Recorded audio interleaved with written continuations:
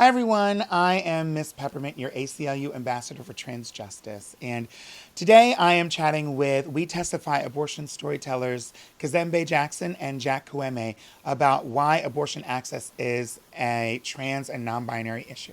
Can we start with both of you just telling us a little bit about yourselves? Hi, I'm glad to be here today. I'm Cazembe Jackson, and I am a Southern Black trans man living in Georgia. My name is Jack Qu'emi. My pronouns are they, them, theirs. I'm a non-binary, agender, trans person.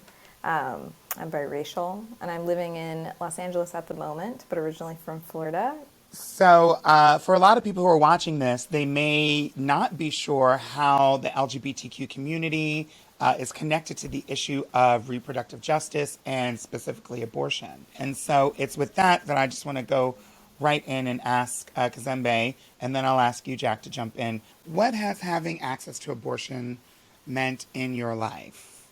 Well, I was sexually assaulted at college and became pregnant as a result of that. I just knew I didn't want to be pregnant. I always say that my abortion saved my life because after I had the abortion, the folks at the clinic called the rape crisis center, hooked me up with a therapist and a psychiatrist. To this day, that's how I was diagnosed with my mental health issues, and um, really was able to get my life on track. I do want to be a parent, but it took me time to get to that point. And I think being able to have my abortion is what is actually allowing me to go down a journey of parenthood. Wow, thank you for sharing that. Jack, what about you? Can you tell us how you came to the decision to have an abortion? In a lot of ways, I feel like my abortion was almost gender affirming care. I was in a transitional period where I had just come out and in a really bad relationship where the condom broke. I took a plan B. It didn't help. And I knew for a long time that I was not going to be somebody that was going to be a parent. It made it pretty easy for me to decide to have an abortion. I just simply wanted one. Why is it important to see trans and non-binary individuals like yourselves share their abortion stories, and what inspired you to share yours? I just realized that a lot of the conversations and stories were very, it was all about regret and how people were regretting their circumstances that led them to choose an abortion, regretting that they had to do that. And I don't regret having an abortion. So I'm going to use my big ass mouth to be very vocal about how this was something that was not a difficult decision. This was something that I genuinely wanted. And in doing so, I get emails from trans people. I get, tweets from trans people that are 20 years old, that are teenagers going, I didn't know other trans people had abortions, and you made me feel better. You made me feel like I could survive this. You made me feel safe. You made me feel seen. I feel like I have to tell my story in order for people to realize that we exist, that we are here, that we are serious, and we actually need healthcare too. They don't want us to have control over our bodies. And that's what all of these issues are about. It's like, this is my body. I have the self-determination to do what I want with it. I'll stop there. I'm getting mad. Well, sometimes that's what it takes. Especially when we're talking about the politicians who are involved, who are trying to limit abortion access and gender affirming care. Why is it important to talk about these issues as intersectional? Jack, I'll start with you.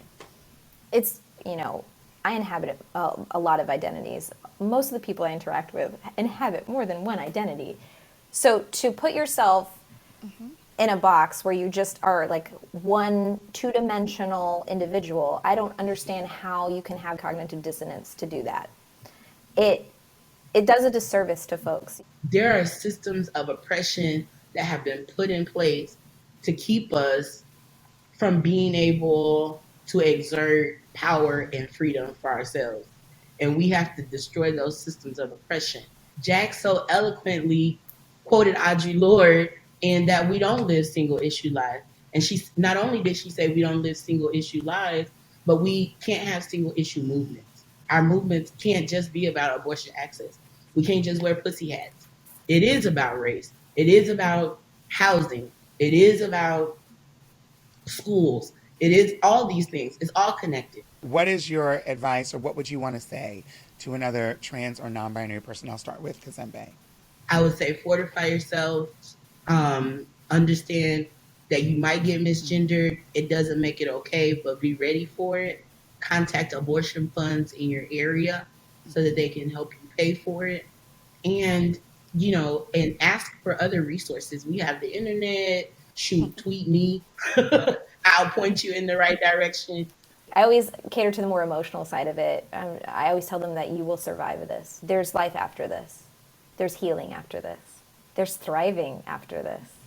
Well, I'm grateful that you are each doing this type of work, in my opinion, very selflessly, to take care of others in our community, that some of whom you've obviously not ever even met. I'm just so grateful that you are both here to share your stories. It's really important that we are clear, that everybody knows that abortion is healthcare.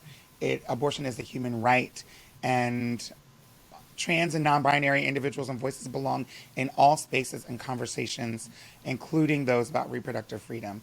So thank you so much for sharing your stories, Jack and Cazembe. You are just miraculous. Thank you so much.